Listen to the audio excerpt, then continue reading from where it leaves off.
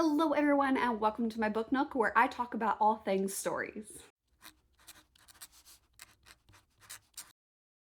Today is a video that I honestly did not expect to make on this channel simply because I have a specific way of organizing, like keeping track of my books and organizing them and whatnot. And then something hit me and you can see my hands are resting on, I have a pile of books in my lap. I just took the picture for my thumbnail and um, yeah, so this isn't even all of them. We're doing a book on haul. So we're gonna put these down, we're gonna reorganize, and then I'm gonna kind of come into you and tell you about what's happening here. Past Lex, we have some words, because this is absolute chaos. Like I said, I have a very specific way of kind of organizing my books and keeping my collection to the way that I want to keep it. And part of that is I am very particular about the books that I keep. If I DNF a book, I unhaul it, like pretty much immediately. If I finish a book and it was just mid, I usually pass it along almost immediately. I try to keep only books that I absolutely love or I'm really excited to read. And this is proof, usually, that the system works because this is my unhaul bag. You will see this was not in that clip I just showed you. This is my unhaul bag. This is usually where the books go after I'm done. And then once it gets filled, which I could argue this is filled. Technically, could I fit a couple more books in here? Yes, but this is filled enough for me that I could have, and I was actually just last week thinking about, oh, I should go to half price books. So what I do is I go to half price books and I basically just try to sell back my books just to get some money, and any books that they say, hey, we can't take these, then I take them to like little free libraries and whatnot. But that doesn't typically happen anymore because all my books are a lot newer. But anyways, I just, something hit me where I just really, really, really felt the need to purge my bookshelves. And so I went on a purge. And I was just brutally honest with myself. I was like, if I am truly not interested in these books, and there's a few reasons why, but I was really honest with myself. And so now here we are with this video. So yeah, some of the reasons why I'm getting rid of some of these books are incredibly petty. And I honestly have not counted. I did my big first chunk of like my kind of first chunk of an unhaul a few days ago, and I pulled off 16 books. And since then I have pulled more and more books. So at the end of this, I will do a count of all of the books that I am getting rid of, that I pulled off, and then I will also add in all of these books as well, just to see how many books that I am removing from my home. And as I go through each book, I will tell you why I'm getting rid of them. Because like I said, there are many different reasons and some of them are very petty. But first, we are going to start with the bag that I have here, because these are the ones that we're already planning on leaving my home. And some of these you're probably gonna have already seen before. So we'll just start with that. So, Not in Love by Ali Hazelwood. I absolutely love Ali Hazelwood's books. I have pretty much all of her other ones on my bookshelf still. This one, however, I just was not feeling the romance, I just wasn't feeling this book, so I ended up DNFing it.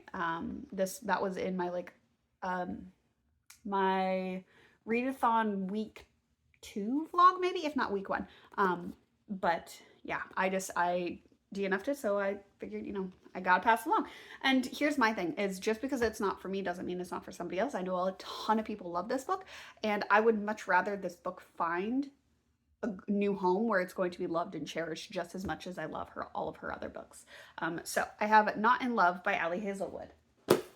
Then I have Beautiful Bastards by Christina Lauren. I have read The Unhoneymooners by Christina Lauren. Absolutely loved it. I've read it twice now. And I have a few of their books in this stack. Basically, I honestly think I've gotten rid of all of the other Christina Lauren books, but not because I don't like the authors. It's because of the tropes typically within the books themselves. But this one I decided to get rid of because from my understanding, this is definitely one of their spicier books. And the biggest reason is because this is a boss employee trope type book. And I don't like those. And so that's just a personal trope thing. So the book is like basically in perfect condition. So, figured why not give it to a new home. Then can't spell treason without T. I DNF'd it. So I figured, since I DNF'd it, I might as well, Unhaul it. I was really excited for it. Absolutely love the book. I think it's very pretty, but I DNF'd it, so it's time to find a new home.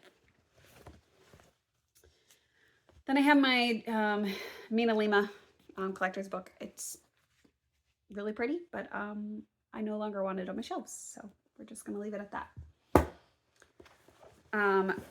Sword Crust by Freya Marsk. I had a very complicated relationship with this book. I pre-ordered it, was very excited for it, came in, it was not what I had been marketed to at, like the way it had been explained to me from like a YouTube video or something, whatever, was not quite how I had, it just, my expectations did not match up with it, and I was really struggling with it, and so I ended up putting it on hold. And actually it was in my in my Unhaul pile for a while, and then I was like, no, let me give it another shot. So I took it out, kept it on my shelves for a little bit, tried it again, and just realized it wasn't for me. So there's nothing wrong with getting this book, it's just wasn't for me, so we're passing it on.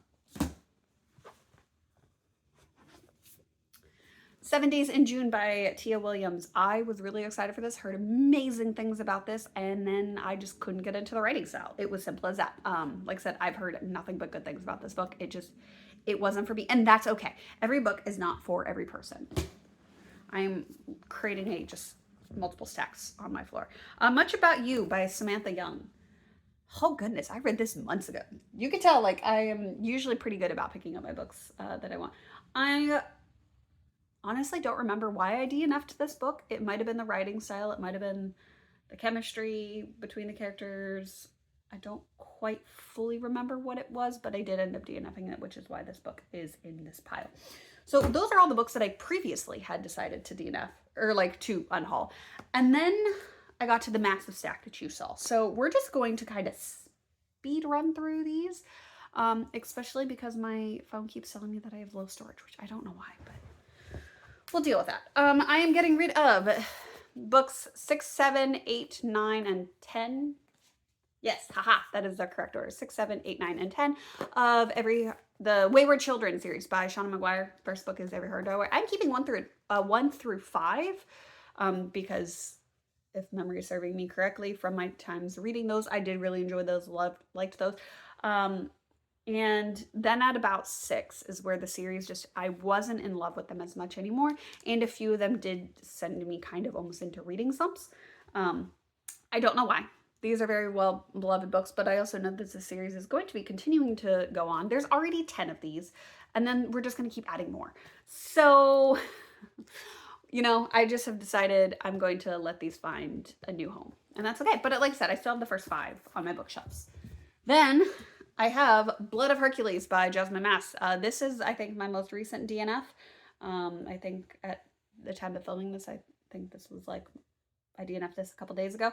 I do not like the writing style. Out of all of these books, I would much rather read any other book writing style wise than this one. It's just, I had a lot of issues with the way it was formatted, the way, the writing style. It just from the bit that I read, it very much read YA. I'm not a big YA person anymore. I used to be, but not anymore. But yeah, this book just was not for me. And I was excited for it, heard great things about it, had even pre-ordered the second one and ended up canceling that. But yeah, really pretty book. And I love, Greek mythology. Just that one wasn't for me. Then I have The Monster in the Last Blood Match. This one, it came down to I DNF'd it because of tropes. It's okay. Again, there's nothing wrong with it. I actually, with this book, sent the description to my best friend, and I was like, hey, does this book sound interesting to you? Because they're coming to visit me in like 2 months. Because I think this would be a book that they would enjoy. I'm just very particular about tropes. And so that one I think was also kind of basically employee-employer vibes. And so, yeah. Then I had The Black Prism by Brent Weeks. Part of it is because this book is just massive on my shelves. And yeah, I got this, I think, from a little free library, actually. But I've heard good things about it, but I've also heard not great things about it. And one of my friends really enjoyed it and actually recommended it to me before I had heard anything about it. But there's just something about this book, I just am not motivated to pick it up. And if I want to, I know for a fact I can get this from my library. So I'm just going to let it go find a new home. It's just not for me. There's no reason for me to hold on to books if every time I look at it, I just go, I don't want to read that right now. So then, all right, let me pause this. Let me go dig through my books. All right, the next 3 books are the other 3 remaining Christina Lauren books that I had on my shelves that I am unhauling for various reasons, but they're all basically the same things, and they come down to tropes. So yeah, this one obviously I got from a little free library. I would not pay for a book in this quality or this condition. But this is Josh and Hazel's Guide to Not Dating. This one, the more I read it, the back of it just does not sound like I'm going to enjoy the female main character. And so I just decided, you know what, that one's not for me. And then we have Roomies, and that one, once I reread it and whatnot and kind of started thinking about it, this just sounded like something where I just would not be able to put back. I would not be able to do the suspension of belief or whatever very much on this, because it's very unrealistic of how things would happen. The main character basically marries somebody who was in the country illegally so that way he can save her uncle's Broadway show or something like that. And that just, yeah. So you know what? I just have decided that one's not for me. And then Love in Other Words by Christina Lauren. I have also heard amazing things about this one. I have heard that this is some people's absolute favorite Christina Lauren book. However, there's an alternating timeline in this, and I'm not a big fan of alternating timelines. I'm also typically not a fan of books written by two authors, and this is a writing duo. And so I just decided that I think I'm gonna have more problems than I think I would have more problems with this than I wouldn't. And again, I know for a fact I can get all of those at my library. I can get them physically. I always see Christina Lauren on the shelves. Christina Lauren is very well stocked at my libraries. So if I ever decide to read them, I know for a fact I can get them in pretty much any format that I want at my local library. Next up, I decided to get rid of A Touch of Darkness by Scarlett St. Clair. I am 90% certain this is going to end up going home with my best friend. They just don't know it yet. This is a dark romance, Hades and Persephone retelling. There are multiple books in this. I think you have to read basically 2 different series at the same time, because I think this version of the series is told from Persephone's perspective, and then the other one is told through Hades, if I'm remembering correctly. I've heard good things about it, but since I bought this, I just am no longer super interested in dark romances. I'm very particular about it. I'm also very particular about my Hades and Persephone retellings. I absolutely love them, but I'm very particular. And then also, I have tried to read this multiple times. I've gotten it checked out from Libby multiple times. This is one that is always available through Libby because of the number of copies that they have bought. And I just have never gotten into it. And so I have just decided that this is going to leave my bookshelves, and if I have ever decide to read it again, I can get it through my library. That is the thing that I think some people forget, is libraries are a beautiful resource and tool if you have them. Love in the Time of Cholera by Gabriel Garcia Marquez. I am getting rid of this simply because the only reason why I grabbed this from a little free library, I didn't pay for it, I grabbed it from a little free library. The only reason why I grabbed this is because it was mentioned in Red, White, and Royal Blue from Alex, when Alex and Harry were talking about different books and movies and stuff like that. He mentioned this. And so I was like, oh, I should get it. And so it's been living in my Red, White, and Royal Blue collection that I have in this corner right here. And then I just decided, I'm like, I actually don't care that much. I don't know what this book is about. I literally only got it because of him, but I also have no intentions of ever reading it. And this was not a classic that I read growing up.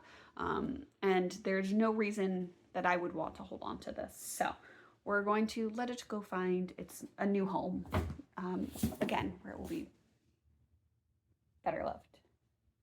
Book avalanche. That's okay. It's all good. I think they're all still fine. The next is The Roommate Pact by Allison Ashley. I have read this book. I enjoyed this book. However, this book to me was kind of a middle of the road book. I didn't necessarily foresee myself. I bought this year. Like, this is a book that I bought this year. I read it this year. And it was a book where when I finished it, I was like, I wouldn't be mad if it was on my shelves. However, eventually when I need to get rid of books for more space, this would be one of the books to go. And then as I was going through this, I'm like, why am I waiting? Let this go find a new home where somebody might absolutely love this. This may become their new favorite book. Like I said, I thoroughly enjoyed it. I just don't foresee myself rereading it. And if I do, I would probably pick it up via ebook or audiobook because that's how I read it the first time. So again, this is another book that very well may end up going home with my best friend. So it's just one of those things where, you know, there's no harm in getting books, like passing them on. We're going to talk about these two books next. I have The Midnight Library by Matt Haig and Ink and Bone by Rachel Kane. The only reason why I'm talking about these together is I grabbed these from a little free library. I'm pretty sure the same day. I had heard good things about, I'm pretty sure about both of them. I don't really fully remember much about either of these right now. But since I, went through all this, I just decided that if I want to read these again, I can read them from my library. I have an amazing library here, and I am not motivated to pick these up over any of the other books. So I have since counted, and I think on my bookshelves, I have like 40, not just these shelves, but in my house, I think I have about 47, 48 unread books in my house. And like after counting all of these that I'm getting rid of. And I would much rather read all of those before these. So, and I know I'm going to continue bringing in books into my house. So why am I holding on to these books if I just have no motivation to read them right now? So these are going to go back into another little free library, and somebody else is going to love and cherish these. So there's that. Then The Quarry Girls by Jess Lowry. This is the very last, I think this is the very last like mystery, thriller, suspense, something in that genre book that I bought, because not long after I bought this, I realized that I never keep these books. These are not books that I typically will reread, or like just because the feelings of the book aren't really there anymore because I know what's going to happen. And also, I'm not really into reading thrillers and mysteries and suspense and horror or anything like that anymore. I used to love those. And I've just since realized that that's not my preferred genre. I am since gotten very much more into fantasy and romantasy. And then obviously still my rom-coms and my romance. And so I've decided that this is a book. I am still interested in this book. I have on my Libby, I have a few like lists, like reading lists and whatnot, of books that I still want to read and whatnot. I'm just going to read them through the Libby app. And this is on there. I've moved that to that list instead of physically owning, because I know I'm not going to physically read this. I'm going to, again, get this via audiobook or ebook. And so this is brand new. I haven't even opened it. Like the pages haven't been opened at all. Like it is like beautiful, perfect condition. So I'm just going to sell it. Somebody else is going to absolutely love it. Again, I'm still interested in reading it. I know that once I read it, I'm going to get rid of it. So, and there's like one book. Yeah, there is one mystery type book that is left on my bookshelves that I haven't read. And that is the Thursday Murder Club, because I'm really interested in that. And I do think that if I like it, that might be a different enough series that I might reread it and might keep it, but we'll see. And then the other one that I have read is Everyone in My Family Has Killed Someone by Benjamin Stevenson. Absolutely love that. That is one that I would reread. That one I found at a little free library, and I loved it so much. I will be physically buying the other books in the series. So that one is a slight outlier, but yeah. You know what? We're going to go in the same vein. I have The Maid by Nita Prose. This is another mystery. This is one of the last mystery books that I bought. However, I know there are very mixed opinions on how the author is portraying the main character. I personally, however, do not like the vibes just based off of the synopsis. The main character is very autistic coded, just like if you, like, I have an autistic child.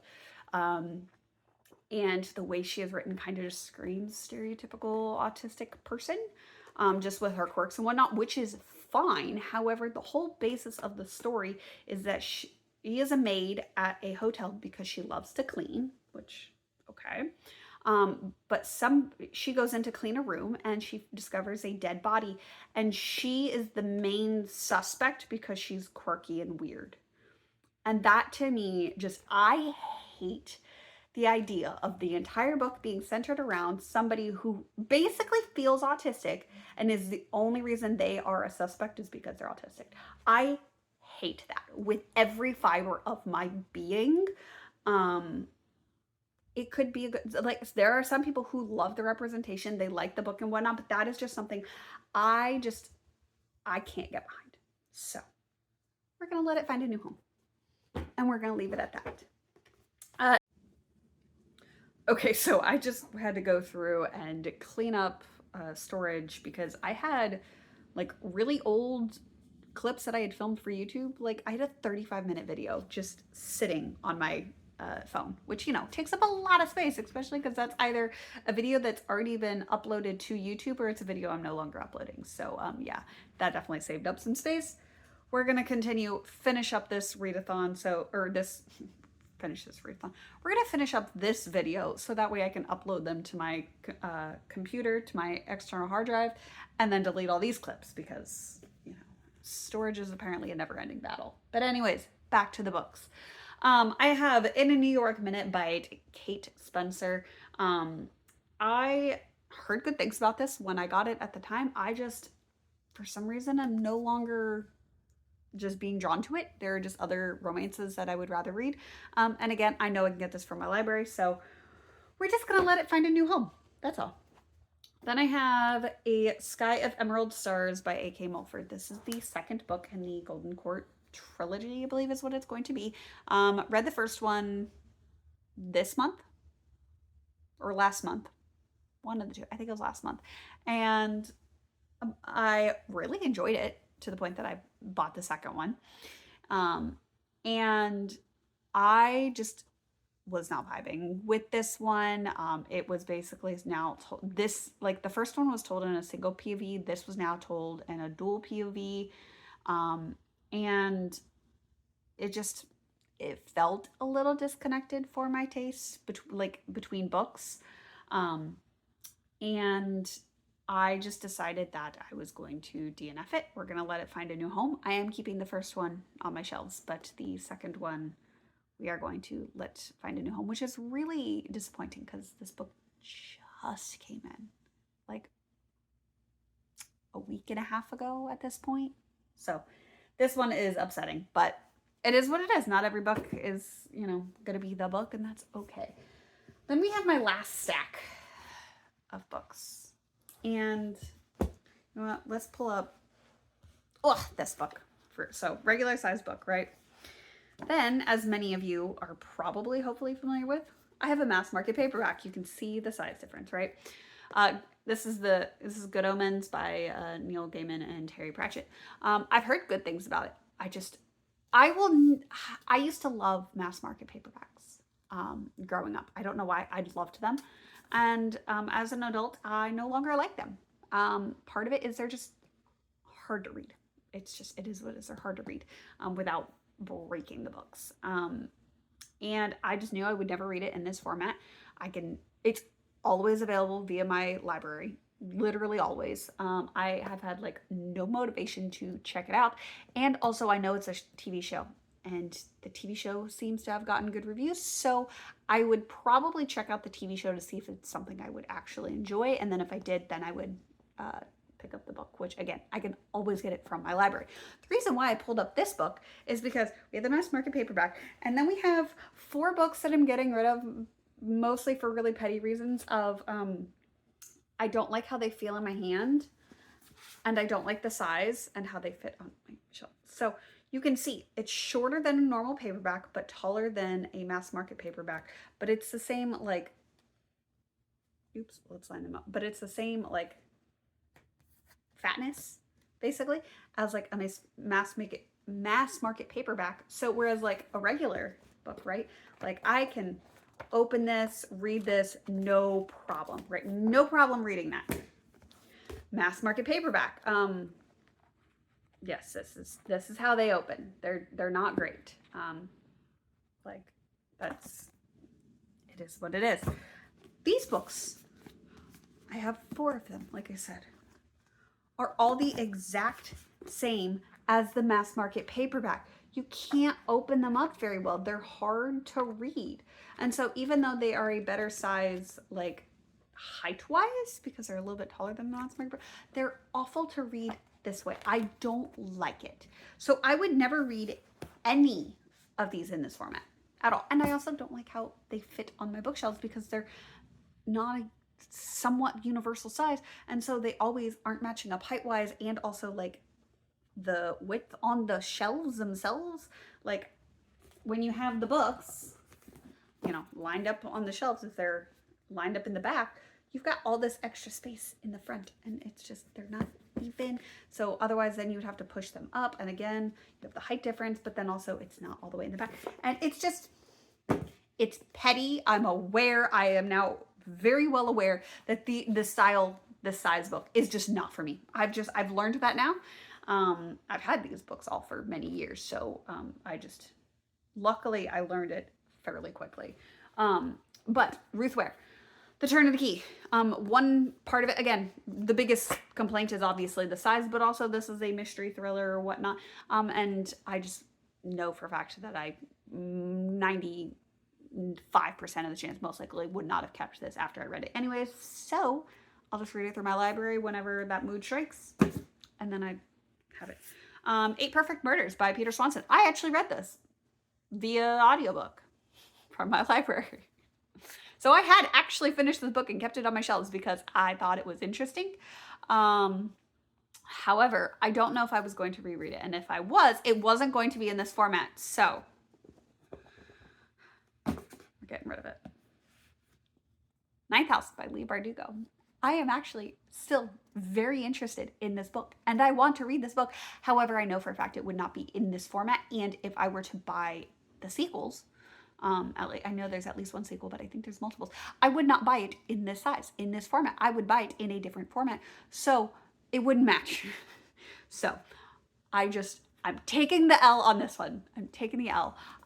This was, I think, like the first one that I bought in this size, and didn't realize that the size was that much different, and it didn't want to open. And so I'm taking the loss on this one.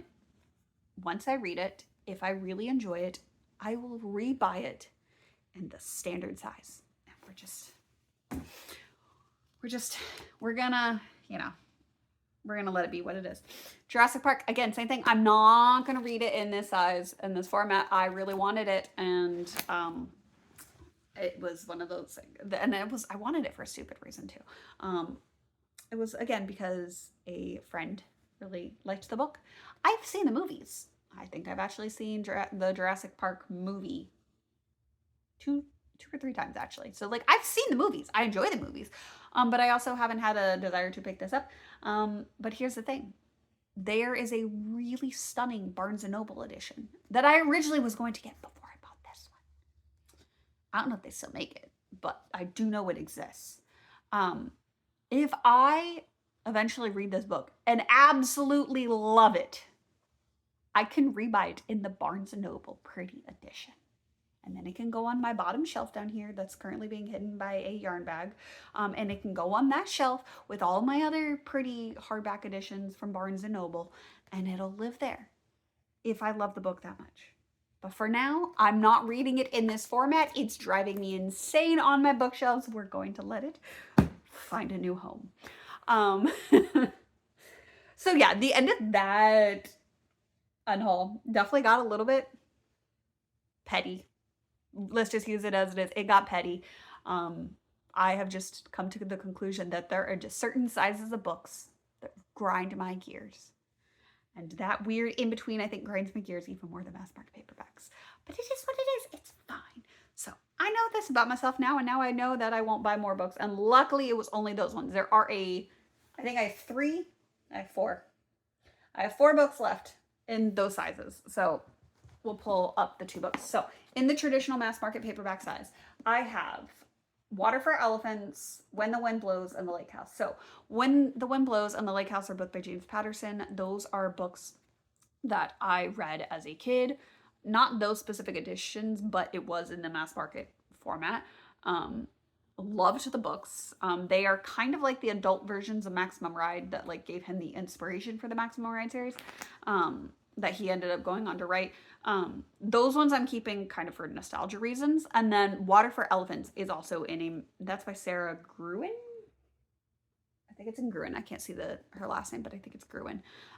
That is also a mass market paperback. That is my copy that I read. It is the movie poster cover. That is also a mass market paperback. I have read that physical version for at least 3 times. Really enjoyed it. So obviously I'm going to be keeping those. Those ones are things. Then I have some Agatha Christie's that are kind of basically the mass market paperback, like pocketbook size. I have 3 of those. I have those for this size. Again, most of those are collector and nostalgia pieces. So like they're fine. Worst case scenario, I will eventually throw them onto the very top shelf of my bookshelves where that is a lot more nostalgia type collector type pieces. You will very rarely ever see those books, but they're books that I want to keep for whatever reason. And then I have one book that is in this weird funky size, and that is You by Carolyn Kepnes. Reading, again, this format, I don't like this format. However, I really like that book. I have been tempted to rebuy that book in a better format, partly so it also fits on my shelves nicer. But I haven't gotten to it yet. That was also, I think, one of the first books that I read when I originally created this channel. I think that was one of the first books that I talked about. Again, there is a chance I may eventually replace that book, especially if I find it from a little free library. But for now, it's in really great condition. I really enjoy the book. I do want to still keep a copy of that book, so we're going to keep it. It's just those few pieces. Those ones are kind of like nostalgic, and they have more personal reasons for why I'm keeping those, but it's just those books. Everything else are the more standard universal sizes, and my bookshelves make me much happier. They are very dirty and chaotic, and because I just sometimes store my crafting whips on there to keep them out of reach of my child, I need to now reorganize my bookshelves. That is my next task that I need to do, but I will do that on a later date. For now though, that is the end of this video. Again, I definitely did not expect to be making a unhaul video like this. I definitely thought they would be a little bit different in terms I would have them formatted, but you know, we just roll with the punches sometimes. And so now I get to find a box for all of these and store them away in my house where they won't annoy my husband for 2 months while I wait for my bestie to go through them all. But yeah, that's the end of this video, you guys. If you liked it, be sure to give it a thumbs up if you want. If you don't, that's cool too. And I will see you guys in the next one. Bye.